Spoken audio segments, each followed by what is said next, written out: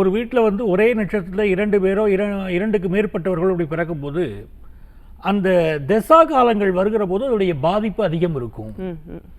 ஒருத்தருக்கு 7.5 சனியே வருது வச்சுக்கோங்களேன். இப்போ 2 பேர் வந்து இப்போ உத்திரட்டாதி நட்சத்திரத்தில் ஒரு வீட்டில் பிறந்துட்டாங்க. 2 பேருக்குமே இப்போ ஜென்ம சனின்னு வருது, 7.5 சனின்னு வருது. அப்படிங்கும்போது பாதிப்புகள் அதிகமாக இருக்கும். ஒருத்தருக்கு 7.5 சனி வந்தாலே தாங்காத, இப்போ 2 பேருக்கு அப்படிங்கும்போது ரொம்ப கடுமையாக இருக்கும். அப்படி ஒரு வீட்டில் இது வந்து ஒரு உதாரணத்துக்கு சொல்கிறேன். இப்படி ஒரே நட்சத்திரத்தில் 2 அதுக்கு மேற்பட்ட ஆட்களோ பிறந்திருந்தால் இதுக்கு வந்து நான் பொதுவான பரிகாரமும் சொல்கிறேன். உங்கள் ஜோதிடரை அணுகி நீங்கள் ஒரு முறை அதை என்ன நட்சத்திரங்கிறத பார்த்து அதற்குரிய பரிகாரம் செய்து கொள்வது தான் சால சிறந்தது. அதை தான் செய்யணும்.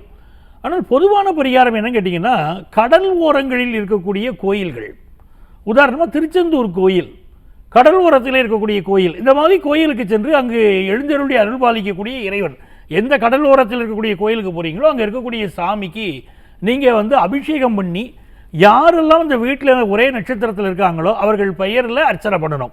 அபிஷேகம் பண்ணி அர்ச்சனை பண்ணிட்டு வாங்க. இதை ஒரு வருடத்திற்கு ஒரு முறையாவது செய்து கொண்டு வர வேண்டும்.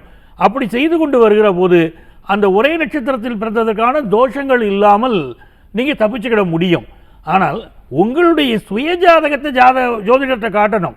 ஒரு வீட்டில் வந்து அப்படி 2 பேருக்கு ஒரே நட்சத்திரம் இருக்குன்னா அதற்கு தகுந்தாற் போன்ற பரிகாரத்தை, மிக கரெக்டான பரிகாரத்தை சொல்லுவாங்க. அதை செய்து கொண்டு வருகிற போது உங்களுக்கு டோட்டலாக ப்ராப்ளம் இல்லாமல் நல்ல முன்னேற்றம் வர ஆரம்பிக்கும்.